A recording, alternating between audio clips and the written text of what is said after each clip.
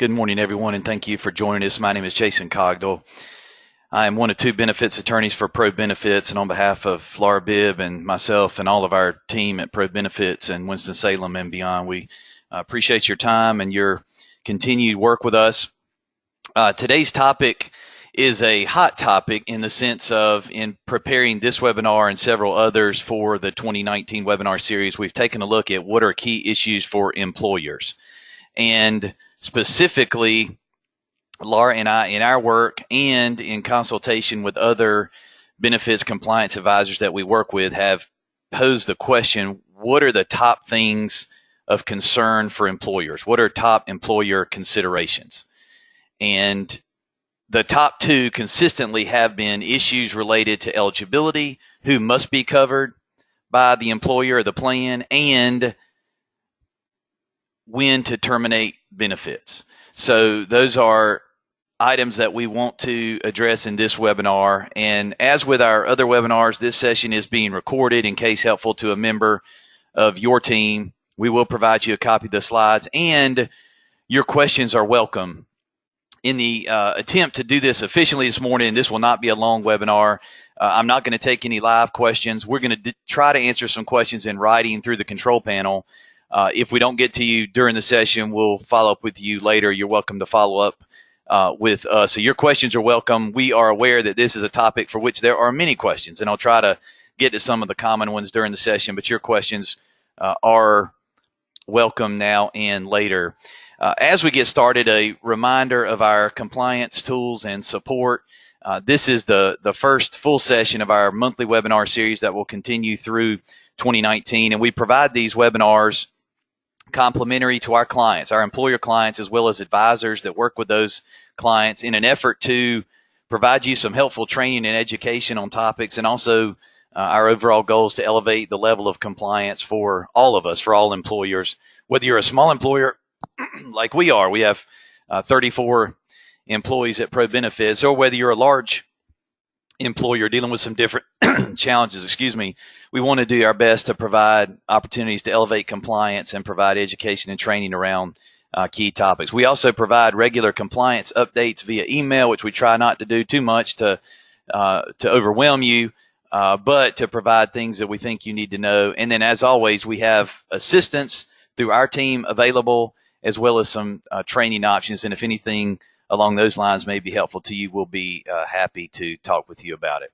Now, cutting to the chase, today's topic, eligibility and termination. And speaking from the perspective of the employer, how do we handle eligibility and termination of benefits? So we are not employment or labor law experts, so I'm not getting into issues regarding hiring or firing or termination or discrimination of employment, simply focusing on benefits. How do we handle eligibility and termination? Again, these are the top two concerns expressed by employers to compliance advisors, with the theme being liability protection. You know, as I've said before, in the good old days, and it's always the good old days, meaning, the past, we sometimes forget it was complicated then too. But in prior days and days gone by, when we didn't have the complications of things like the Affordable Care Act or HIPAA or other things that have complicated the world of HR and benefits and compliance, it seems like people had more of an opportunity to focus on best practices. How do we do things best? How do we do things proactively? I think we can all agree that proactive compliance has taken a back seat in the modern era to reactionary compliance. And often that comes from a goal of liability avoidance. So when employers ask questions to me or to Laura regarding plans that we administer, or ask questions to advisors on plans that we don't administer, like group health insurance or group dental insurance, sometimes it's a proactive question, but a lot of times it's a reactive question coming from the motivation of how do we avoid liability? How do we not mess this up? How do we not create risk for the organization? And liability avoidance is a big deal. Plan administration and benefits Administration is a big deal. So this is a challenging topic, and we acknowledge that. And we acknowledge that some eligibility and termination questions are easy, many are not easy. And so because of that, this is a key issue to address. And we'll try to address some best practices as we go and acknowledge some of the considerations. Now, eligibility. Eligibility comes in many forms. For purposes of this discussion, we're going to assume that any employer, your organization or another organization, whether small or large or medium size, whether your employees are paid hourly or salary, whether they make high income or low income, whether you have part-time people or full-time people, or only one of those two categories.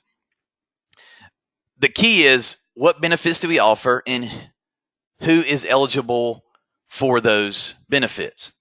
So eligibility is a broad topic, and traditionally eligibility has referred to all benefits. Now, health insurance, group medical insurance, has been the hot topic of the ACA era, which, oh, by the way, is now a decade old, so not new by any stretch of the imagination. But then in particular, since the employer mandate took effect for 50-plus groups, applicable large employers, beginning in 2015, the key in the ACA era is, who do we have to offer our health insurance to? So the ACA has complicated eligibility for health insurance. To be clear, the ACA does not apply to benefits other than health insurance.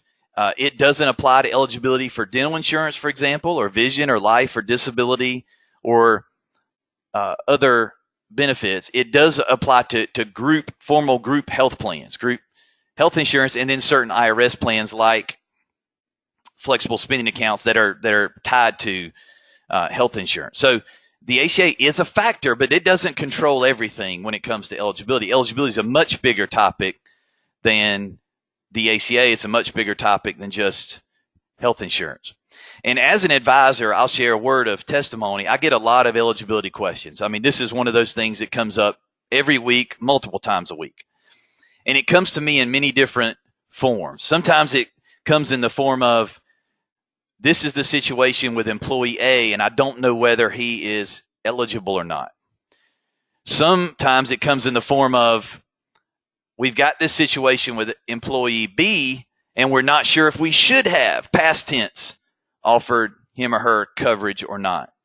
That question comes in many different forms for various benefits. And I think, this is the word of testimony, that a lot of times when that question comes, the person asking the question, whether it's the employer or the advisor, thinks that I'm going to give some legal response that starts off with me waxing poetic, either with quoting ACA section provisions, such as 4980H, A or B, which are the provisions of the employer mandate, or quoting some specific state law or Department of Insurance regulation. Those things do matter sometimes, but instead, where we always start with eligibility, and this is the overriding key and the best practice 100% of the time, is that who is eligible for any benefit is based on, what does the plan document say?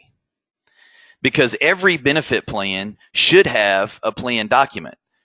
Technically speaking, it's the summary plan description, SPD, summary plan description for every benefit. Now, some benefits don't have to have an SPD because they may not be subject to ERISA, or they may not be subject to IRS rules. And in general, those benefits, any kind of supplemental benefit you may have that may not be subject to ERISA or IRS rules, those are not many, by the way. There should be some type of written summary or policy that would, take the place of the SPD. But any ERISA benefit, which, is basically any group sponsor benefit that provides health or welfare benefits, or any benefit plan subject to IRS rules, such as a premium only 125 plan, or a flexible spending account, or a health reimbursement arrangement. The key is, what does the document say? Because if we don't administer the plan according to what the document says, it doesn't matter what the ACA rule is, or what state law says, or what the carrier contract says. We violated our own plan.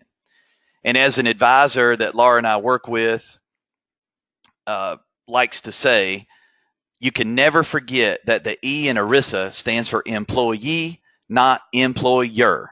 And that means if there's any dispute about benefits, rights, claims, appeals, and the document either says something that the employer doesn't do, or if the document is ambiguous, the dispute is going to be resolved in favor of the employee participant. And we always have to remember that. So that really means in our world, we need to have a document, number one. We need to know what it says, number two, and we need to administer the plan consistently with the document. Now, what are some examples? And if you'll bear with me, I'm going to pull up two. The first is a sample wrap SPD for a benefits program. Now, I won't go into detail on what a wrap SPD is, but when we're trying to figure out what is the summary plan description for any plan subject to ERISA, there must be an SPD. So many employers rely on the carrier booklet, the carrier participant booklet, or the certificate of insurance booklet. That can be the SPD. Some employers use the best practice of implementing a wrap SPD that basically is the carrier booklet plus a legal document that stands on top of the carrier booklet, incorporates the carrier booklet, and then fills in the gap of whatever the carrier booklet doesn't include. So this is a sample wrap SPD, and I won't show you the whole document. I just want to show you the eligibility section. But one of the key elements of the wrap SPD for employers that have that, or for the employer that doesn't have the wrap, you're just going to look at the carrier booklet. What does the carrier booklet say on point, which is similar language? The key is what does the eligibility provision say? So this is a sample wrap SPD implemented in 2018. You'll see the effective date. And as I scroll down, and I'm sure the text is not large on your screen, but you'll see under eligibility and participation requirements, I'm just going to read here. To be eligible to participate, employees must be active and full-time with a regular weekly schedule that includes a minimum of 30 hours. Eligibility is also conditioned on payment of any applicable required employee contribution. And then below that, it states the waiting period and the plan entry date. It states special provisions related to spouse coverage, dependent coverage. This particular plan even has a spousal eligibility rule that spouses are not eligible under certain circumstances. And I won't get into that in detail other than to say if your plan, whether health insurance or dental insurance or any benefit, has any kind of special eligibility rules that may not be in the carrier booklet, they need to be in writing. That might be the reason to have a wrap SPD or to update the booklet.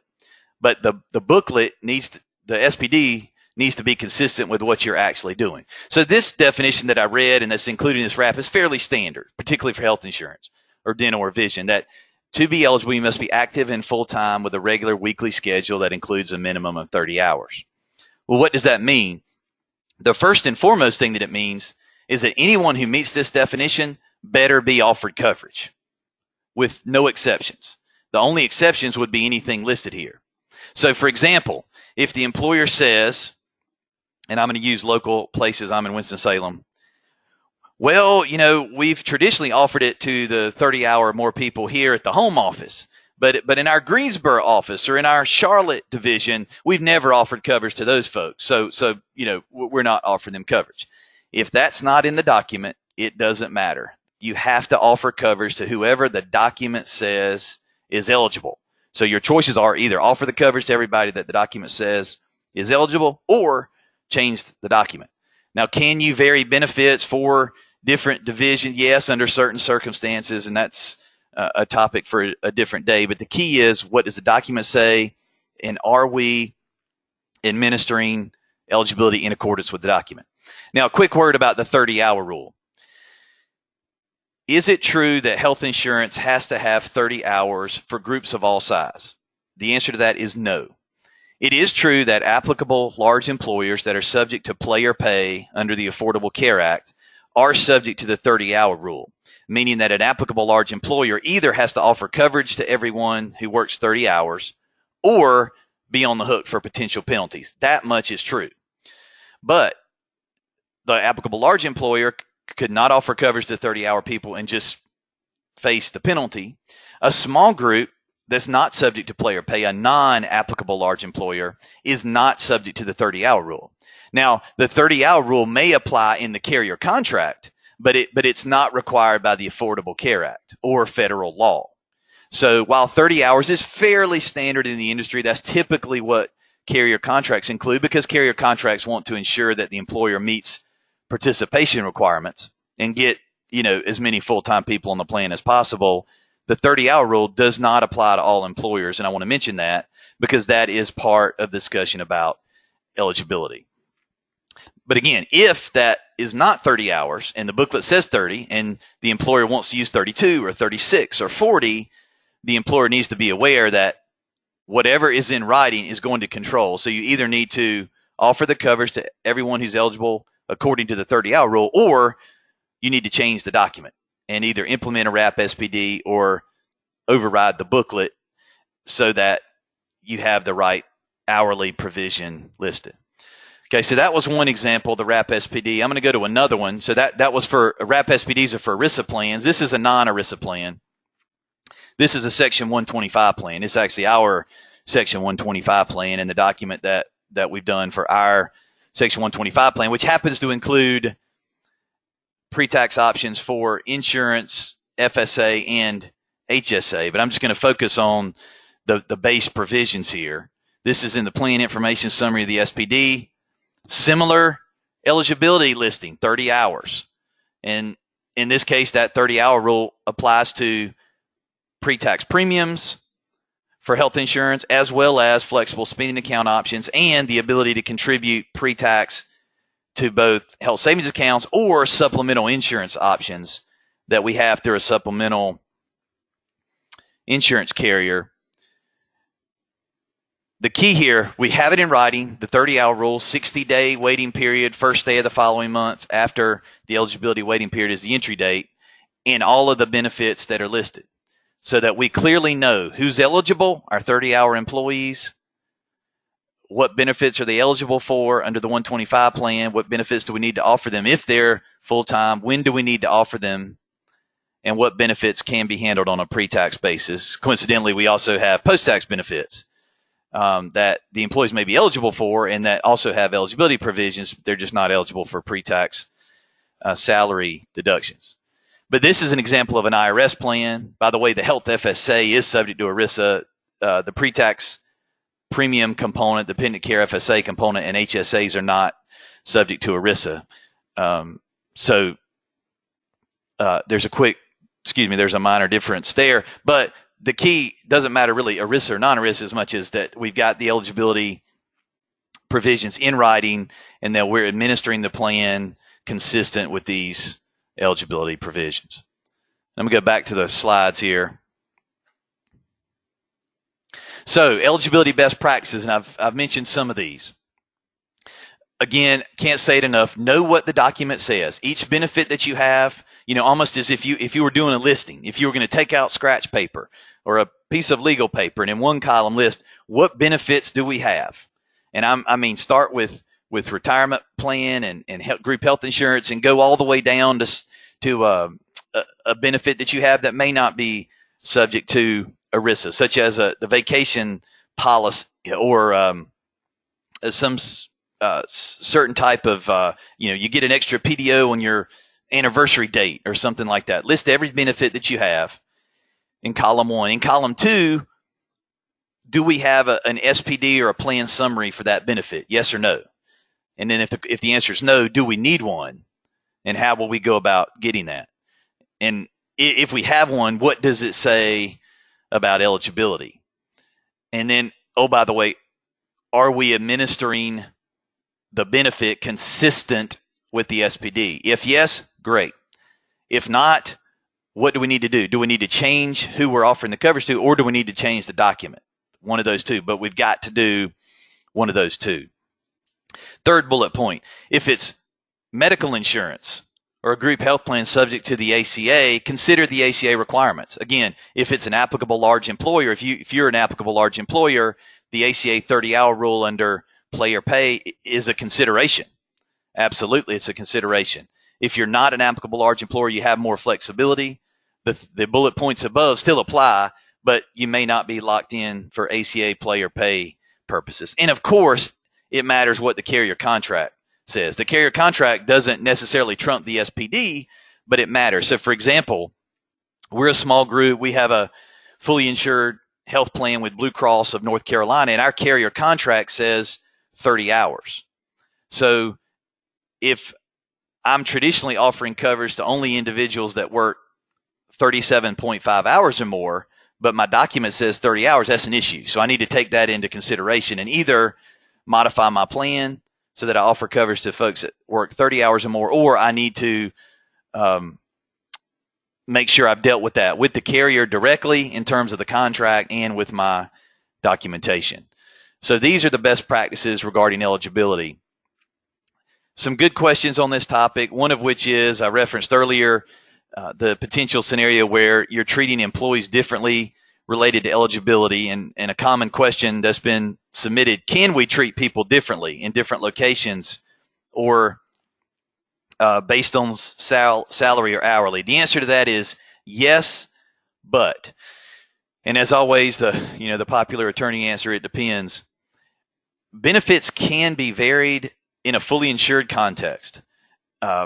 Self-funded benefits generally have to be provided to all full-time employees on the same basis with no variance as to eligibility or contributions. In a fully insured context, because the non-discrimination rule for fully insured plans under the ACA is still indefinitely delayed and not close to going into effect, then employers do have some flexibility there in terms of eligibility and contribution. Now, the employer needs to be careful that it doesn't walk itself into a discrimination situation for non-ACA reasons. And there are Section 125 non-discrimination rules that apply to pre-tax deductions. But employers can treat employees differently under certain circumstances. If you're doing that now or considering doing that, I would absolutely suggest that you get some advice to make sure you don't fall into a trap there. But then also, again, the key is that whatever differences you may have for classes of employees or divisions or different entities within your common ownership group, the documents need to be clear about who is eligible for what and when. And that can't be overstated. So those are the eligibility best practices. Now, moving to termination, a related topic, because we determine who's eligible on the front end and, of course, on an annual basis during open enrollment, and then, of course, ongoing in terms of people going from part-time to full-time and full-time to part-time.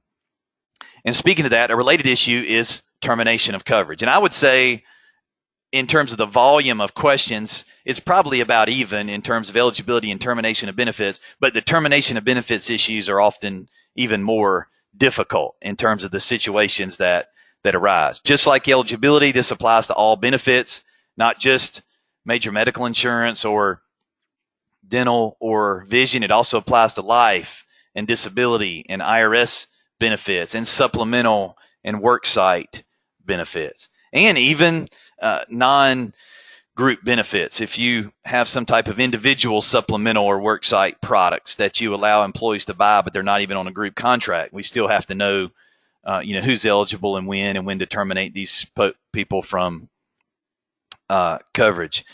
As a general statement, most of the time in standard termination scenarios, employers handle them well. Generally speaking, you as the employer know which benefit do we need to terminate someone from if they either lose eligibility by going part-time or they go and leave and don't come back, or if they terminate employment. And generally, we all know whether our benefits are date of termination or they go through the end of the month, even though sometimes we may have some benefits that are date of term and some end of the month. So we need to certainly be aware of those and administer those consistently.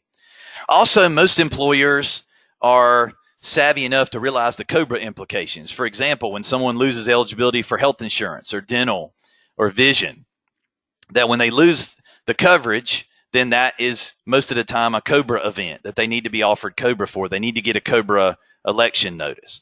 And many of you outsource COBRA. We do a lot of COBRA for employers of all sizes. COBRA is obviously a big deal when it goes hand in hand with the termination of benefits topic.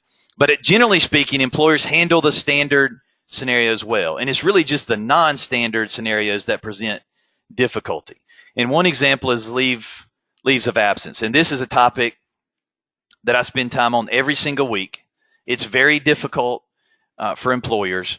In fact, several months ago, we did a training webinar on this topic, and that's available if it would be helpful to any of you. And it's best practices on handling leaves of absence. And anytime there's a leave of absence, no matter what type of leave there is, the employer has to make the determination and communicate with the individual the terms of the leave and then how benefits, if there are any benefits in place, will be handled during the leave. Now, ideally, every employer would have a leave of absence policy that would address both the leave, FMLA if the employer is subject to FMLA, and then how to handle benefits. But we don't live in an ideal world, so most employers don't have a leave of policy, even though they should. So kind of best practice number one is have a leave policy, and then know whether or not your organization is subject to FMLA, which means did you have 50 or more in the prior calendar year. Where FMLA applies, that dictates that the employer has to provide up to 12 weeks of job protected, coverage protected leave. Where FMLA doesn't apply to either that particular situation or it doesn't apply to the employer in general, the employer has more flexibility. The employer could choose to follow FMLA. That's what we do as a small employer, but you don't have to. But just as a quick overview,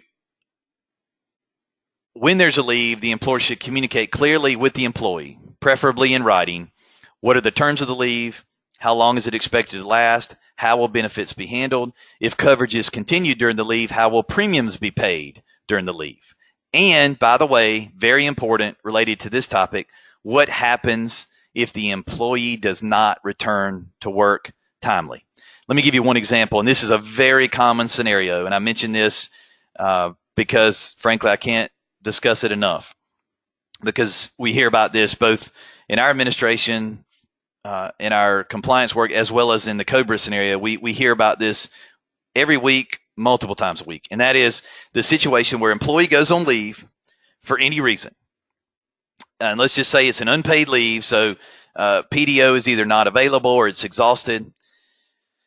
The general scenario is it's an FMLA leave, but even if it's not an FMLA leave, the person goes on unpaid leave for some period of time and does not immediately return to work. In the example of an FMLA leave, or if the employer is not subject to FMLA but has a leave policy that mirrors FMLA, the individual goes on leave, and again, this is for any reason. It doesn't matter if it's short-term disability. It doesn't matter if it's workers' comp, and I'll come back to that in a moment. But FMLA requires that the employee gets up to 12 weeks of job-protected, coverage-protected leave, but only 12 weeks. If the person doesn't come back within 12 weeks, what happens? In basically every scenario, the employer needs to terminate coverage and offer COBRA at the 12-week mark. Now, 12 weeks may be 13 weeks or maybe 3 months, depending on the specific plan. And most carrier contracts for all benefits state how long the person can remain on the plan while inactive. Most say either 12 weeks, 13 weeks, or 3 months. And you'll want to check your carrier contract and the terms of the plan. But in the standard scenario, you go out on leave. Let's say the employee continues the coverage, makes the premium payments while he or she is on leave, but they don't come back at the end of 12 weeks or, again, 13 weeks or 3 months. The employer does not need to let them stay on the coverage. It doesn't matter if it's workers' comp. I know workers' comp makes employers nervous because it's a work-related injury and the workers' comp carrier's involved, and it may even be a situation that's dealt with the workers' comp commission or from a legal standpoint. But from a pure benefit standpoint, the fact that it's workers' comp doesn't matter. The eligibility provisions are the same. And so if the person doesn't come back within that 12-week, 13-week period, coverage should be terminated and COBRA offered. If they take COBRA, fine, and the 18-month clock has started. If they don't take it, that's fine. If they return to work, they may be eligible, if they're full-time and active, to enroll again, but they shouldn't be left on the plan, because if they're just left on the plan indefinitely, they're really not eligible. And if they continue to have claims, and if the carrier investigates and determines that this was a person who was inactive. They exhausted the inactive period of 3 months. They weren't offered COBRA. They're not a COBRA participant. The carrier could even, in the worst case scenario, disqualify claims back to the date of ineligibility. And this is something, so it creates potential claims liability for the employer. It creates potential COBRA liability for the employer. And frankly, it's a problem for the individual because whether they know it or not, some of their claims may not ultimately be covered. So in a leave of absence situation, it's absolutely a best practice not only to communicate with the employee, but for the employer to calendar when the leave started, when the leave is scheduled to end, if it's FMLA or non-FMLA, and at what point, if the person doesn't return to work, they should be terminated from the benefits and offered COBRA, if COBRA applies to that specific benefit. But this is the analysis for every benefit in a leave situation. And in the interest of time, I can't go any deeper into leaves. Again, the separate training webinar is available if that might be helpful. But I want to mention this because this is such a key issue for employers as it relates to termination of eligibility. So best practices for termination, not dramatically different from eligibility. First of all, we have to know what the document says. When does an individual lose eligibility? Is it from a reduction of hours? Is it from termination of employment? Is it from inactive status due to a leave of absence? What does the document say? And let's make sure to administer eligibility in accordance with the document. So just like eligibility, those are the first two keys. Again, we've got to consider any carrier contract provisions on when someone may lose eligibility, such as in the situation of a failure to return timely from leave. Also, best practice point for applicable large employers and group health plans only, because again, the ACA only applies to group health plans. Don't forget the stability period requirement. Quick explanation there. It used to be true in the pre-ACA era that for groups of all sizes, if someone was on the health insurance in mid-plan year, they went from full-time to part-time, then you would terminate them date of or end of month and offer them COBRA. And that was true for every employer for health insurance pre-ACA. For small groups, non-applicable large employers, that continues to be true. And that's the way it is for our health plan as a small non-ALE. However, for ALEs that are subject to the player pay rules, the analysis is different because whether you know it or not, and hopefully you do, every individual for an applicable large employer has eligibility status under player pay that must be protected. And one of the provisions of that eligibility and ongoing coverage is the stability period. Every participant has a stability period, which for most plans is the plan year. And that means if you qualify to be eligible for a plan year, generally speaking, you're eligible for the full plan year, even if you go from full-time to part-time. So while in the pre-ACA days, for a large employer, again, like a small employer, you would terminate coverage when someone went from full-time to part-time or lost eligibility mid-year. That is not true for a large employer in the ACA world. That person may be eligible for the rest of the plan year. And it creates complication because that means you may not terminate health insurance immediately, even though dental, vision, life, disability, other benefits may be terminated mid-year, but the health insurance may go to the end of the year. And that may mean the COBRA option doesn't come until later. It means you've got staggered dates of termination, which are absolutely complicated and frustrating to deal with, but this is the case. And so I'm not going to get into that anymore in this context, but if your organization or for you advisors, if your clients are applicable large employers, keep in mind the stability period is a factor on when coverage can be terminated. So a best practice suggestion to go along with that point and the leave of absence point is that I know employers can't know everything, and none of us know everything when it comes to these challenging topics. But what I would suggest as a best practice for you as an employer is follow the best practice bullet points here, including going back and looking at your documents and looking at the provisions and making sure you understand them. But if any non-standard scenario comes up that you're not sure about, get help. Ask for a second opinion, a third opinion, to make sure it's handled correctly.